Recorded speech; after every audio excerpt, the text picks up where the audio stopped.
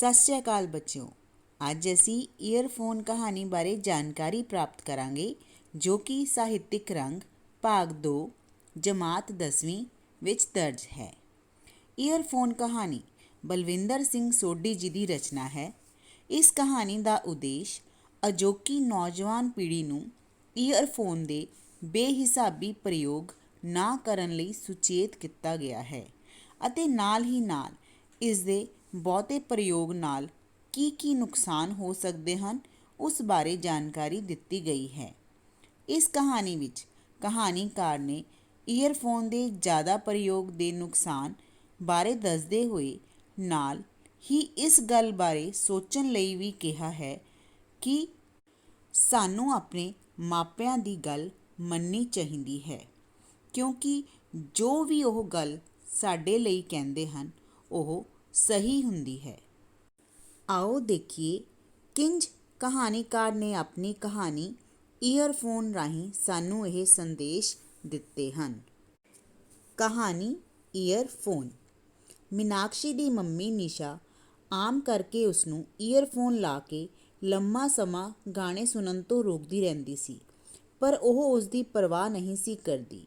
ਅੱਜ ਫਿਰ ਜਦੋਂ ਇਹੋ ਗੱਲ ਹੋਈ ਤਾਂ ਮੀਨਾਕਸ਼ੀ ਨੇ ਕਿਹਾ ਕਿ ਉਹ ਸਵੇਰ ਤੋਂ ਦੁਪਹਿਰ ਤੱਕ ਪੜ੍ਹਦੀ ਰਹਿੰਦੀ ਹੈ ਤੇ ਹੁਣ ਥੱਕ ਜਾਣ ਕਰਕੇ ਉਹ ਗਾਣੇ ਸੁਣ ਰਹੀ ਹੈ।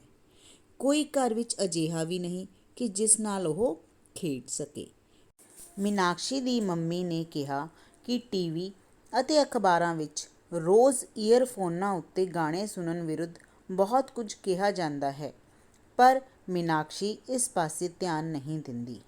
ਫਿਰ ਨਿਸ਼ਾ ਮੀਨਾਕਸ਼ੀ ਨੂੰ ਕੈਰਮ ਬੋਰਡ ਖੇਡਣ ਵਾਸਤੇ ਕਹਿੰਦੀ ਹੈ। ਅਜੇ ਉਹਨਾਂ ਨੂੰ ਕੈਰਮ ਬੋਰਡ ਖੇਡਦਿਆਂ 10 ਮਿੰਟ ਹੀ ਹੋਏ ਸਨ ਕਿ ਉਸਦੀ ਮੰਮੀ ਦੀ ਸਹੇਲੀ ਪੂਨਮ ਆ ਗਈ। ਨਿਸ਼ਾ ਪੂਨਮ ਨਾਲ ਗੱਲਾਂ ਮਾਰਨ ਲੱਗ ਪਈ। ਮੌਕਾ ਵੇਖ ਕੇ ਮੀਨਾਕਸ਼ੀ ਫਿਰ ਤੋਂ ਈਅਰਫੋਨ ਲਗਾ ਕੇ ਗਾਣੇ ਸੁਣਨ ਲੱਗ ਪਈ। ਮੀਨਾਕਸ਼ੀ ਨੇ ਪੂਨਮ ਨੂੰ ਈਅਰਫੋਨ ਬਾਰੇ ਗੱਲ ਕੀਤੀ ਤਾਂ ਪੂਨਮ ਨੇ ਵੀ ਅੱਗੋਂ ਕਿਹਾ ਕਿ ਉਸਦੇ ਮੁੰਡੇ ਦਾ ਵੀ ਇਹੋ ਹੀ ਹਾਲ ਹੈ।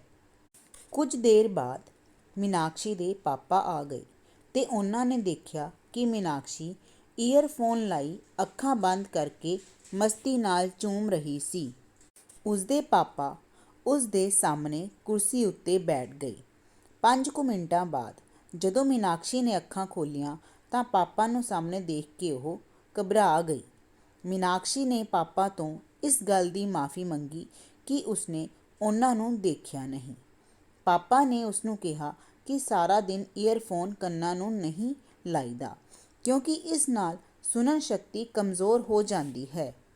ਮੀਨਾਕਸ਼ੀ ਨੇ ਕਿਹਾ ਕਿ ਉਹ ਇਸ ਗੱਲ ਦਾ ਧਿਆਨ ਰੱਖੇਗੀ, ਪਰ ਇਹ ਅਸਰ ਥੋੜ੍ਹਾ ਟਾਈਮ ਹੀ ਉਸ ਉੱਤੇ ਰਹਿੰਦਾ। ਉਹ ਫਿਰ ਤੋਂ ਈਅਰਫੋਨ ਦਾ ਪ੍ਰਯੋਗ ਕਰਦੀ ਰਹਿੰਦੀ। ਮੀਨਾਕਸ਼ੀ +2 ਵਿੱਚ ਪੜ੍ਹਦੀ ਸੀ ਤੇ ਹਰ ਵਾਰ ਪਹਿਲੇ ਨੰਬਰ 'ਤੇ ਆਉਂਦੀ ਸੀ। ਉਸਦੇ ਸਾਲਾਨਾ ਪੇਪਰ ਆਏ ਤਾਂ ਵੀ ਉਹ ਅੱਧੀ ਰਾਤ ਤੱਕ ਈਅਰਫੋਨ ਲਾ ਕੇ ਗਾਣੇ ਸੁਣਦੀ ਰਹਿੰਦੀ। ਜਦੋਂ ਮੰਮੀ ਪਾਪਾ ਸਾਹਮਣੇ ਆਉਂਦੇ ਤਾਂ ਈਅਰਫੋਨ ਕੰਨਾਂ ਤੋਂ ਹਟਾ ਲੈਂਦੀ ਤੇ ਉਹਨਾਂ ਦੇ ਜਾਂਦੇ ਹੀ ਫੇਰ ਲਾ ਲੈਂਦੀ। ਪੇਪਰ ਖਤਮ ਹੋ ਗਏ। ਉਹ ਆਪਣੀ ਭੂਆ ਦੇ ਘਰ ਚਲੀ ਗਈ। ਹੁਣ ਤਾਂ ਉੱਥੇ ਉਸਨੂੰ ਮੌਜਾਂ ਹੀ ਸਨ, ਕਿਉਂਕਿ ਉੱਥੇ ਕੋਈ ਵੀ ਰੋਕ ਟੋਕ ਨਹੀਂ ਸੀ। ਉਹ ਸਾਰਾ ਦਿਨ ਈਅਰਫੋਨ ਲਗਾ ਕੇ ਗਾਣੇ ਸੁਣਦੀ ਰਹਿੰਦੀ। 12ਵੀਂ ਦਾ ਨਤੀਜਾ ਆਇਆ। ਉਹ ਪਹਿਲਾਂ ਦੀ ਤਰ੍ਹਾਂ ਹੀ ਫਸਟ ਆਈ ਸੀ ਤੇ ਉਸਨੇ ਮੰਮੀ ਪਾਪਾ ਨੂੰ ਕਿਹਾ ਕਿ ਉਹ ਐਵੇਂ ਹੀ ਉਸਨੂੰ ਕਹਿੰਦੇ ਰਹਿੰਦੇ ਹਨ ਕਿ ਉਹ ਈਅਰਫੋਨ ਛੱਡ ਕੇ ਪੜ੍ਹਾਈ ਕਰੇ, ਪਰੰਤੂ ਉਸਦੇ ਫਸਟ ਆਉਣ ਨੇ ਦੱਸ ਦਿੱਤਾ ਕਿ ਉਸਦੀ ਪੜ੍ਹਾਈ ਖਰਾਬ ਨਹੀਂ ਹੋਈ। ਪਾਪਾ ਨੇ ਉਸਨੂੰ ਫਿਰ ਸਮਝਾਇਆ ਕਿ ਈਅਰਫੋਨਾਂ ਨਾਲ ਸੁਣਨ ਸ਼ਕਤੀ ਖਰਾਬ ਹੁੰਦੀ ਹੈ। ਮੀਨਾਕਸ਼ੀ ਨੇ ਗੱਲ ਬਦਲ ਕੇ ਕਿਹਾ ਕਿ ਉਹ ਕਹਿੰਦੇ ਸਨ ਕਿ ਜੇਕਰ ਉਹ ਫਸਟ ਆਈ ਤਾਂ ਉਹ ਉਸਨੂੰ ਮੂੰਹ ਮੰਗਿਆ ਗਿਫਟ ਦੇਣਗੇ। ਪਾਪਾ ਨੇ ਉਸਦੀ ਇੱਛਾ ਅਨੁਸਾਰ ਉਸਨੂੰ ਨਵਾਂ ਮੋਬਾਈਲ ਫੋਨ ਲੈ ਦਿੱਤਾ। ਹੁਣ ਉਸਦੇ ਜਨਮ ਦਿਨ ਵਿੱਚ 20 ਕੁ ਦਿਨ ਰਹਿ ਗਏ ਸਨ। ਜਨਮ ਦਿਨ 'ਤੇ ਉਹ ਪਾਰਟੀ ਦੇਣਾ ਚਾਹੁੰਦੀ ਸੀ, ਜਿਸ ਖਾਤਰ ਉਹ ਬਾਜ਼ਾਰ ਵਿੱਚ ਸਮਾਨ ਖਰੀਦਣ ਗਈ।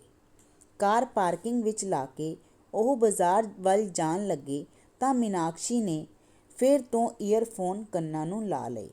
ਮੰਮੀ ਪਾਪਾ ਨੇ ਉਸ ਨੂੰ ਵਰਜਣਾ ਚਾਹਿਆ, ਪਰ ਉਹ ਉਸ ਦਾ ਮੂਡ ਦੇਖ ਕੇ ਚੁੱਪ ਰਹਿ ਗਏ। ਅਗਲੇ ਮੋੜ 'ਤੇ ਉਸਦੇ ਮੰਮੀ ਪਾਪਾ ਸੜਕ ਪਾਰ ਕਰ ਗਏ, ਪਰ ਉਹ ਪਿੱਛੇ ਰਹਿ ਗਈ। ਜਦੋਂ ਉਹ ਆਪਣੀ ਮਸਤੀ ਵਿੱਚ ਸੜਕ ਪਾਰ ਕਰਨ ਲੱਗੀ ਤਾਂ ਇੱਕ ਮੋਟਰਸਾਈਕਲ ਨਾਲ ਉਸਦੀ ਟੱਕਰ ਹੋਣ 'ਤੇ ਉਹ ਥੱਲੇ ਡਿੱਗ ਪਈ। ਉਹ ਚੀਕਾਂ ਮਾਰਨ ਲੱਗੀ। ਉਸਦੀ ਸੱਜੀ ਲੱਤ ਲਹੂ ਲੁਹਾਨ ਹੋ ਗਈ। ਉਸਦੇ ਮੰਮੀ ਪਾਪਾ ਨੇ ਉਸਨੂੰ ਰਿਕਸ਼ੇ ਵਿੱਚ ਬਿਠਾ ਕੇ ਪਾਰਕਿੰਗ ਵਿੱਚ ਲਿਆਂਦਾ ਤੇ ਫਿਰ ਹਸਪਤਾਲ ਲੈ ਗਏ। ਉਸਦੀ ਲੱਤ ਦੀ ਹੱਡੀ ਟੁੱਟ ਚੁੱਕੀ ਸੀ, ਜਿਸ ਉੱਤੇ ਪਲਸਤਰ ਲੱਗ ਗਿਆ ਤੇ ਫਿਰ ਉਹ ਘਰ ਆ ਗਈ। ਆਂਢੀ ਗੁਆਂਢੀ ਤੇ ਰਿਸ਼ਤੇਦਾਰ ਜਦੋਂ ਉਸਦਾ ਹਾਲ ਚਾਲ ਪੁੱਛਣ ਆਏ ਤੇ ਹਾਦਸੇ ਦਾ ਕਾਰਨ ਪੁੱਛਣ ਲੱਗੇ ਤਾਂ ਮੀਨਾਕਸ਼ੀ ਨੇ ਬੇਝਿਜਕ ਦੱਸਿਆ ਕਿ ਉਹ ਈਅਰਫੋਨ ਲਾ ਕੇ ਗਾਣੇ ਸੁਣਦਿਆਂ ਹੋਇਆਂ ਮਸਤੀ ਵਿੱਚ ਸੜਕ ਪਾਰ ਕਰ ਰਹੀ ਸੀ ਤੇ ਇਹ ਹਾਦਸਾ ਉਸਦੀ ਗਲਤੀ ਨਾਲ ਹੋਇਆ ਹੈ। ਹੁਣ ਮੀਨਾਕਸ਼ੀ ਪਛਤਾ ਰਹੀ ਸੀ ਕਿ ਮੰਮੀ ਪਾਪਾ ਦੀ ਗੱਲ ਨਾ ਮੰਨਣ ਕਰਕੇ ਇੰਨਾ ਨੁਕਸਾਨ ਹੋਇਆ ਹੈ। ਉਸਨੇ ਈਅਰਫੋਨ ਸੁੱਟ ਦਿੱਤੇ ਅਤੇ ਮੰਮੀ ਪਾਪਾ ਤੋਂ ਮਾਫ਼ੀ ਮੰਗੀ। ਉਸ ਨੂੰ ਠੀਕ ਹੋਣ ਵਿੱਚ 3 ਮਹੀਨੇ ਲੱਗ ਗਏ। ਹੁਣ ਉਸ ਨੂੰ ਸਮਝ ਲੱਗ ਗਈ ਸੀ ਕਿ ਹੱਦੋਂ ਵੱਧ ਕਿਸੇ ਵੀ ਚੀਜ਼ ਦਾ ਪ੍ਰਯੋਗ ਕਰਨਾ ਨੁਕਸਾਨਦਾਇਕ ਹੀ ਹੁੰਦਾ ਹੈ। ਹੁਣ ਉਹ ਦੂਜਿਆਂ ਨੂੰ ਵੀ ਇਸ ਚੀਜ਼ ਬਾਰੇ ਸਮਝਾ ਰਹੀ ਸੀ। ਤਾਂ ਬੱਚਿਓ, ਇਹ ਸੀ ਕਹਾਣੀ ਈਅਰਫੋਨ। ਇਸ ਪ੍ਰਕਾਰ ਸਾਨੂੰ ਇਸ ਕਹਾਣੀ ਤੋਂ ਇਹ ਸਿੱਖਿਆ ਮਿਲਦੀ ਹੈ ਕਿ ਸਾਨੂੰ ਮਾਪਿਆਂ ਦੀਆਂ ਨਸੀਹਤਾਂ ਵੱਲੋਂ ਬੇਪਰਵਾਹ ਨਹੀਂ ਹੋਣਾ ਚਾਹੀਦਾ ਤੇ ਨਾ ਹੀ ਈਅਰਫੋਨ ਆਦਿ ਕਿਸੇ ਚੀਜ਼ ਦੀ ਲੋੜ ਤੋਂ ਵੱਧ ਵਰਤੋਂ ਕਰਨੀ ਚਾਹੀਦੀ ਹੈ। ਜੇਕਰ ਕੋਈ ਵੱਡਾ ਕਿਸੇ ਭੈੜੀ ਆਦਤ ਤੋਂ ਰੋਕੇ ਤਾਂ ਉਸਨੂੰ ਛੱਡ ਦੇਣੀ ਚਾਹੀਦੀ ਹੈ। ਧੰਨਵਾਦ।